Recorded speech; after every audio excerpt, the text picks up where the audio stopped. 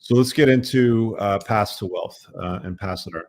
I guess the first thing we should talk about is paths that aren't going to get you wealthy or rich. And I'm going to save you years of wasting your time because I spent the better part of the first 30 odd years of my life making the mistakes that just about everybody makes. Um, I don't know. When did I start working? I think I was about 9 years old, maybe eight or something. Paper route. My dad said because I wanted an allowance because all my friends got an allowance, and they were getting 25 cents, 50 cents a week.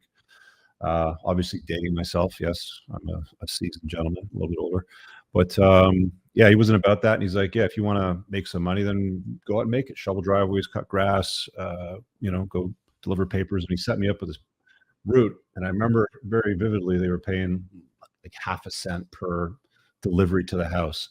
Uh, I didn't think it was possible to get half a cent for doing something, but literally from walking from one house to another house, from one door to another, they paid half a cent to drop that thing on their front porch. So I started early. I think I got my first part-time job in high school, or leading up to it, probably grade 8, grocery store bagging, carry-out boy, getting shopping carts and stuff like that. And they were paying about $2.65 an hour. So these are all hourly gigs, right? And the plan at the time was, you would do these things, but you didn't have any expenses as a kid. You didn't have to pay for food or rent or mortgages or utilities or any of these things. You just made the money, you kept it. Only I didn't because my parents forced me to pay rent by the time I was about 15. They called it rent, but it was more of a contribution to the household. At the end of the day, they gave me some money as a small down payment towards my first house. So I probably got everything back that I paid them in my teen years. So, it's a wash in that sense. But at the end of the day, yeah, I didn't really have that much left over, but it did pile up. And then this notion of, oh, now I've got some money starting to accumulate, whether it was $100 and you get to your first $100, you get to your first $1,000, you get to your first $2,000, and so on and so forth. Then, the notion of wealth being created starts to conjure up ideas in your head. And that's not really how it works out, though, right? Because even as I progress through making more and more hourly, and as you make more and more here in Canada, they tax you on a sliding scale. So the lowest tax rate, I think it's under 35,000 right now, maybe 40,000 or something like that. It was probably closer to 26 or 28,000 when I was a young man. The lowest tax rate, they barely tax you. You pay almost nothing in taxes, and they start to stack the tax rate higher and higher the more you make more money. So, that was like one of the first red pilling moments for me. Unplugging from those lies was, yeah, chase excellence and make more money, and you'll always have more money. Only you didn't, because the more money you made, the more they would tax you, which is funny as hell because I'm the guy that says chase excellence, not women. But the government itself, the way that they've structured the taxation system, is they've structured it in such a way that they discourage you from chasing excellence because the more money you make, the more money you pay in taxes. So you arguably have to work harder. And I mean, there's ways to work smarter, obviously, but you have to work harder to earn more of that money and keep it and deal with it in a more intelligent way as you start to accumulate it. So I guess by my 20s, I started to realize, I had more than one car at that time. I'd gone through a couple of cars. I was probably on my second or third motorcycle by then. I was riding sport bikes. So summertime was sport bikes. Wintertime I had a car. Car was usually a piece of shit. The sport bikes was, where all the fun was had. And I think I was in England for 4 or 5 months because my parents went back. I was about 21, 22 or something like that. Didn't like it there. And I came back to Canada, got another job. Job, by the way, is an acronym. JOB stands for just over broke. Never forget that. Whenever you go out there and you get a job anywhere, it's engineered, and I think more so today than any other time in history, because you can go back to my granddad's era and my great granddad's era, and for them, they had a very, very nice life, comparatively speaking to today's inflation adjusted, with a nice house paid off for, a family, everything was taken care of. My Nana on my dad's side, so my grandmother in the UK would have stayed home. She didn't work. Great grandfather as well. So arguably back then, you could have a job. You'd stay with the same company. Like my granddad, for example, he worked with the Royal Air Force for pretty much forever. And then when he did his time and he was able to get out and retire and get his pension, he started doing random things. He opened up a pub and a few other things like that. But they lived quite well back then, comparatively speaking to today. So having a job, again, just over broke, is really just over broke today. There are certain jobs that do pay well. I'll be completely honest with you, and I'll get into paths that create wealth in a moment. But for example, um, I do a lot of private consults. If you guys are interested, you can find my stuff on the website at richcooper.ca. But my rate's quite high. So the kind of guys that I deal with are usually entrepreneurs, tech guys, engineers, lawyers, doctors, athletes. I've even dealt with some politicians and B and C level, like actors and stuff like that. And one of the things that became quite noticeable when you're dealing with these guys is the way that they structure their lives and manage their money and their cash flow and everything sort of tied around that is exponentially different. Like an engineer, for example, that might work at one of the FANG companies. If you don't know what FANG is, it's like what is it? Facebook, Amazon, Apple, Netflix, Google. It's FAANG. It's a common acronym known in the tech world. And some of these guys, they'll make $800,000, $900,000 a year, like as an employee, having a job, like a job. So there's some exceptions to the rule, right? So I'll get into the paths that do create wealth in a moment, but the vast majority of the ones that you're going to find, like 95, 90% of the stuff out there where you see these reports in the news and the media or on social media, and they're all, oh, the job numbers are up, there's more jobs than ever before, there's more people employed than ever before, blah blah blah. Yeah, but they're still broke as shit, right? The Even with the minimum wage going up, I don't even know what it is today right now here. It's probably about 15 bucks an hour or something like that. It depends on the province. But again, when I was a kid, it was like 275. So in and around 15 bucks, we'll call it. These kids, they don't have, I'm calling them kids, but these young men and women, they don't have enough money to really live in the kind of way that they want. That's why you see, young girls today turning to things like OnlyFans to sell pictures of themselves to creeps online, or simps, we'll just call them simps, to simps online, to try to, pay bills and make ends meet, or they'll get sugar daddies and they'll go and get involved with older guys, whatever. And a lot of these guys, they're struggling, and the hustle with a job, job, just over broke, generally doesn't cut it for most people. I had a conversation briefly with a guy in one of my junior communities, and there's a challenge that came up, and some of you guys watching right now might be in that group.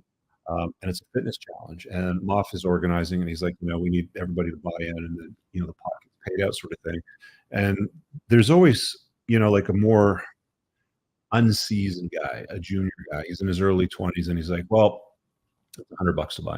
Well, let me do it next week when I got my paycheck. And it's like, for fuck's sakes, trying to organize these things and put it together and not being able to scrape together like $100 to me is a huge red flag. There's something wrong in your life if you have to wait till the next paycheck.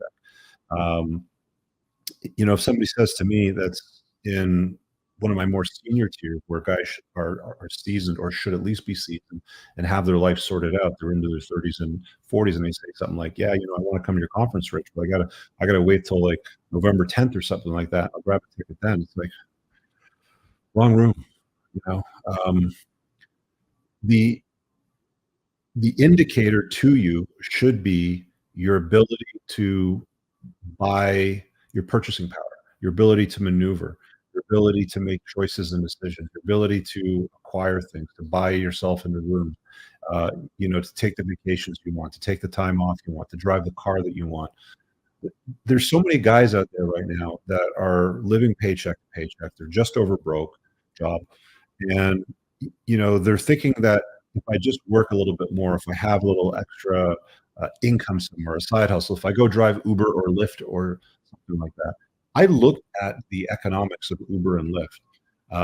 When that came out, I was genuinely interested, right? Like, I'm like, huh, that's interesting. We have this decentralized economy now where the gatekeepers to certain industries have all been removed. If you want to publish a book, you can do it on Amazon. I did, right? I didn't need the help of any publisher to put this out there, and I sold, I don't know, 150,000, like lots and lots of copies of this shit. Like there's loads of these copies out there, and I didn't need anybody's permission. I just did it. I put it on there. I mean, you have a guy on Fiverr, do the design. If you want to start up a podcast, you can upload it to Spotify. You want to start up a taxi company, you can get a car and drive for Uber, sort of thing. You want to become a hotelier, you acquire some property and put it on Airbnb and rent it out, right? There's gatekeepers in the past that have been dismissed. They've been removed. You want to start up a TV show, YouTube. You don't have to go to a cable station and do any of that stuff anymore. So again, JOBs, just over broke, will not get you rich. Do it for a short period of time.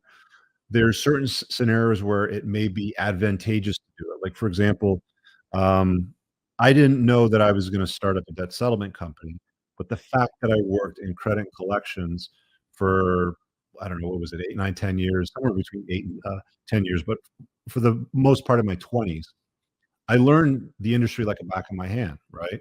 I started as, the guy on the phone in the call center, became a supervisor, became a branch manager, ended up doing all of my reporting into the vice president in the region, got to spend some time mentoring with the president of the company. So I got involved in all kinds of programs there. So as you sort of climb the corporate ladder, like if you're going to work at JOB, climb the corporate ladder for fuck's sakes. Like make sure your opportunity to progress and move up occurs. It may not always occur within the same company. Sometimes you have to leave that company to go to a competitor to get paid what you're worth. There's an old saying that employers use, and it's one business owner speaking to another business owner, and they say, "How much do you pay an employee?" And the answer is as little as possible. That is the angle that the employer approaches it from. I need to pay this guy as little as I possibly can because I have overhead, rent, I have a building I have to pay for, mortgage, insurance, E&O, accounting department, legal fees. Like they have all of these expenses and there has to be profit there for them. So the angle for most employers is pay people as little as they possibly have to. That's why you see a lot of these corporations now, like McDonald's, for example, announced in the last year or so that they're opening up locations that are fully automated. They don't need anybody flipping burgers, putting fries in the fryer. It's all robotic, 24/7. Nobody calls in sick. Nobody gets pregnant. Nobody's fucking anybody and complaining to HR. There's none of that stuff. They deal with none of the deleterious consequences of having employees in the organization. And they've been running this experiment. And I think what you're going to see is more and more locations either retrofitted or converted, or all new locations are going to be robotic. I don't know if it'll all be drive through or you walk in or whatever, you push a button and some shit will pop up through a fucking escalator or an elevator. It's like, here's your fries and Happy Meal or whatever. So you you're going to start seeing more and more of that, which is going to lead to more automation, more robotics, and fewer people working. And then you've got these socialists in the government that are saying keep raising minimum wage, and then employers are like, "Fuck that! I can't pay somebody $25 to flip a burger. That means it's going to cost somebody coming to my restaurant, $30 for a burger." And the inflation just keeps driving it up. So this whole vicious cycle of what goes on with government policy versus companies trying to respond to it to make a profit. Because make no mistake, you're a publicly traded company. Your job is to return a profit. You have a fiduciary duty to return a profit to your shareholders. You cannot fuck that up. If you fuck that up, you lose shareholders. You lose market share. Your stock price drops. You as a CEO, the C-suite jobs in that realm ain't going to be sitting in those seats next year. It is what it is. I really hope you guys enjoyed that clip. If you want to watch the full-length podcast, you can find that over here, that clip's from. If you're newer to the channel, make sure you hit subscribe over here and pin down below in the top comment. You'll find a bunch of useful links to my website, my supplement line books, and a bunch of other stuff. Have an amazing day. Peace out.